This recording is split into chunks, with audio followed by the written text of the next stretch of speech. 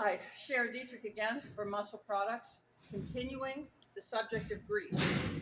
One of the viewers said that a previous conversation I had with viewers about the different grades of grease was a little confusing. So I'm going to visit on that subject again today and then talk about compatibility issues that may arise working with grease. That's all I'm going to talk about today.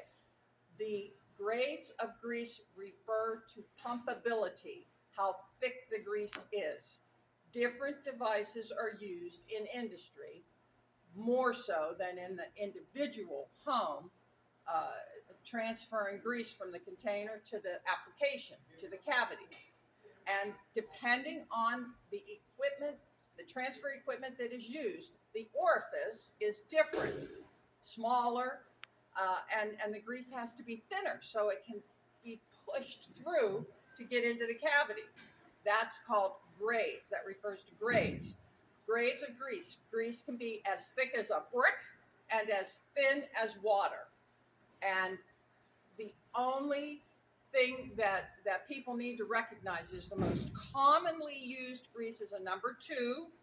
That's what's in on the retail shelves, and that's what's in the average grease gun of the homeowner, or in automotive use, the grease gun. Boom.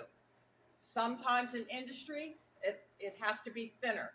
Again, we have the capability and the willingness to make grease as thin as is required by the purchaser. All you have to do is ask. The equipment, the transfer equipment, paperwork, or your relationship with that particular person will tell you how thin the grease needs to be. If you're having trouble having that grease exit out of the orifice, then we can do a little experimentation.